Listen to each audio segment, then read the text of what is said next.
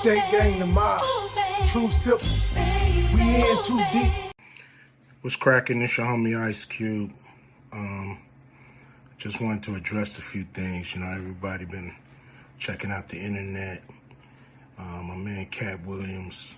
You know, first of all, I just want to say, you know, we shot that movie over 20 years ago. So, you know, people have different perspectives, and it's been a long time.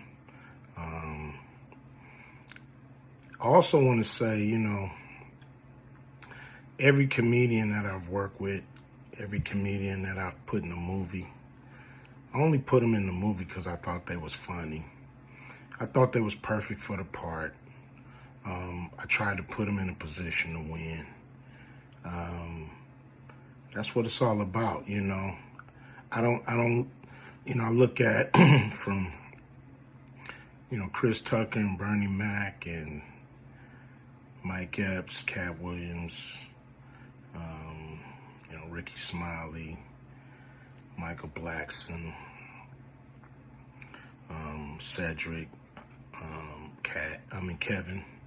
Kevin Hart. You know, all these guys I know are funny as hell. You know, I didn't discover them. You know, they were doing their stand-up or doing their thing, and I knew that they were great and that they could act, and that, you know, if I have an opportunity, I was going to give them an opportunity. You know, to me, that's what it's all about. You know, as far as, you know, specific things, you know, Katt was 100 on a few things. Most of what he was saying, a couple things, you know, I just want to clarify. When we bring in a new, you know, comedian, we do have them try out for different roles. So Ricky did give Money Mike a shot. But when we saw him and, you know, we kind of saw how he moved and how he was, you know, auditioning, we decided that he would be a better, you know, Santa Claus, which was, to me, the perfect casting. When we saw Mike, damn, I call him Money Mike. When we saw Katt, you know, when I saw him, I just knew that he was perfect for Money Mike. And, you know, Katt, you know, said he wrote his role, which, I mean, the role was written, but he enhanced it. This is why Katt was so dope in the movie. You know, Money Mike had a small role, you know, about as big as the Santa Claus role, but when we start filming, he was giving us such magic that we kept expanding his role and giving him more to do because he was on point. You know, when we shoot these movies, you know, for one, the scripts are fire, or they wouldn't even do it. The scripts are laugh out funny. But we shoot the script, but once we get what we need from the script, we let the comedians ad-lib, riff, you know, play with the words, do their thing. You know, we give them a take where they can, or 2, 3 takes where they can go off and do what they feel. You know, sometimes it makes the movie, sometimes it don't. You know, when somebody gives you jewels, you want to try to make sure that makes the movie. So in the movie, there's second thing I want to clear up. It was never, I would never shoot a rape scene in a movie, especially like Friday, where you actually see this happening on camera. That ain't my style. If you check out any of my movies, they not raunchy. You know, we did a movie called Players Club where the subject matter was a little raunchy, but for the most part, even that, we left it to your imagination. So the only reason that kind of stuff was in the movie is because you have 3 villains and Friday After Next. You have Santa Claus stealing presents. You have Damon, just got out of prison, sweating. Craig and Day for the rent money. And then you have Money Mike, you know, a pimp that treats his woman, you know, like a property. So Craig is always fighting the villains in the movie, you know, from the Joker brothers to Debo.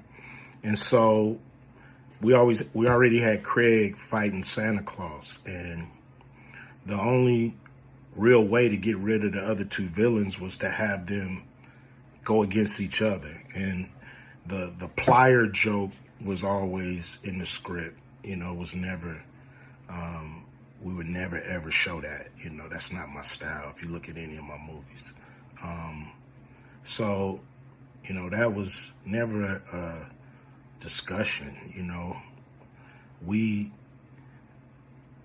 you know, at that point in everybody's career, you know, we would listen to a certain extent, but we wasn't gonna change the movie for any actor. You know, we do what we feel, and if it was a rape scene, it would have been in the movie. There was no reason not to shoot it. But that's not my style. I don't even like that kind of shit in movies, on camera. And so, you know, that was, to me, a little discrepancy there. You know, Katt, he wrote a lot of his part because, you know, like I said, he was giving us jewels, so we were keeping the camera rolling. He was coming off the dome. He was coming prepared every day to steal the show. You know, that was his mission. And, you know, that's what he did, you know, with the movie. And it launched his career, you know. And I'm proud of the movie. I'm proud of all the guys who've, you know, come through, you know, Acute Vision production and went on to do bigger and better things. And look, you know, a lot of people are talking about pay and how much they was paid on these movies that were extremely low budget. You know, most of these guys worked a couple of days, you know. And when you're doing a movie, there's over 100 people working on the movie that need to get paid. Most of them got to get paid every day. And there's pre-production and post-production. Even after you finish with the actors, you got to pay editors and sound people. And my movies are all about quality. So most of the money go up on the screen. I'm not giving you no bullshit. I'm not giving you no low budget, you know, shit you can laugh at because it's so cheap. So, you know, we try to put all the money on the screen.